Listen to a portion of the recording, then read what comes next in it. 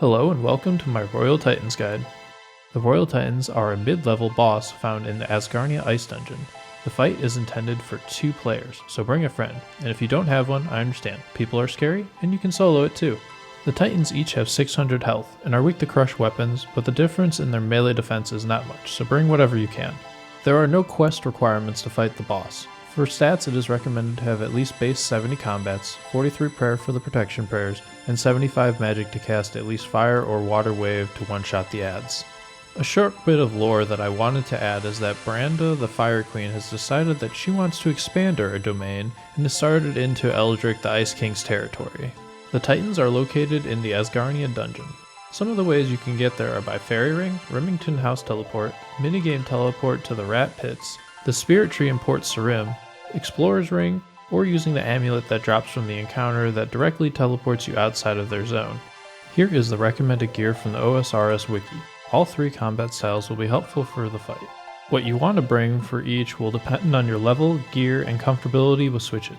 For magic, you will want to bring gear that will increase your magic attack bonus by plus 70 or plus 39 with full void. With this, you should kill the adds in one hit with a wave level or higher spell and not splash. The Titans will mostly be fought with melee weapons, so prioritize melee strength bonuses. When Titans are far away, you can switch to some range equipment. Eclipse is a good pair with strength gear, or a Bofo with crystals since you don't need an Ava's device. The more gear you bring can make the kill faster, but the less supplies you'll have to use.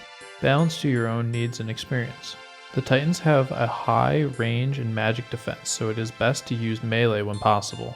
Here are some examples of inventories that you could bring. I suggest tweaking them to fit your needs and what gear you will have available.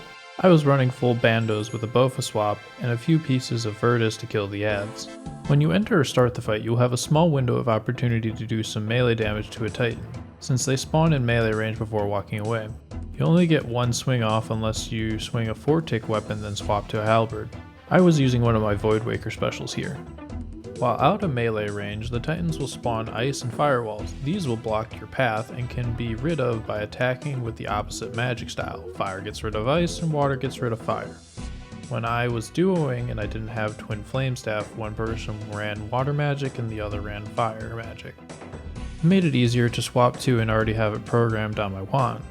Once one Titan has taken 100 damage, they will start to summon elementals. These will blow up after a certain amount of time.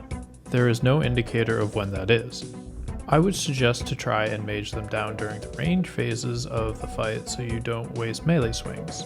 The damage you take from them does add up, so get rid of them when you can and before they blow up.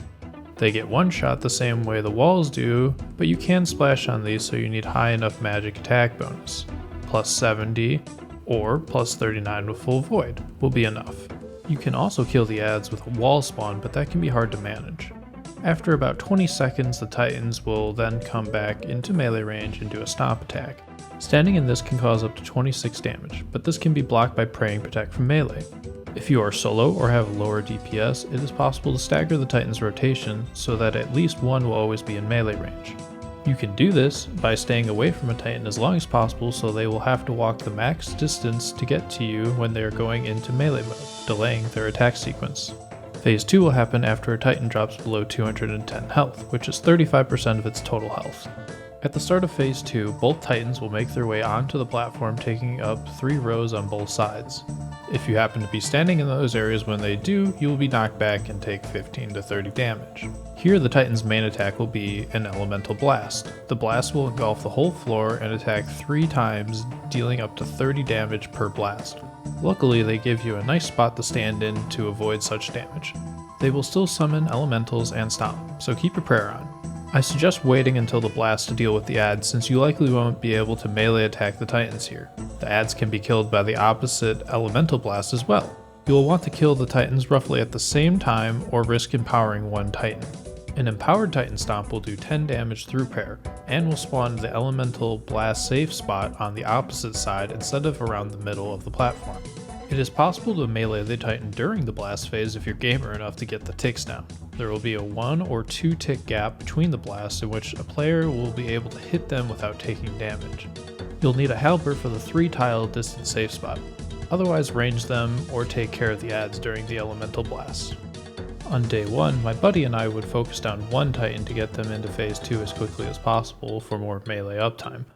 Then we would swap to the other Titan to get them even in health before killing them roughly at the same time. We are max combats and it may be easier to DPS them evenly in phase 1. I suggest seeing what method works best for you. After you kill the boss, you will only be able to loot one Titan or the other. Each have their own drop table for uniques. You can also sacrifice your loot for a pet chance or take the desiccated pages, which can be used to turn into any other elemental pages. Do note that you have a limited time to loot a Titan after one person has already looted the boss.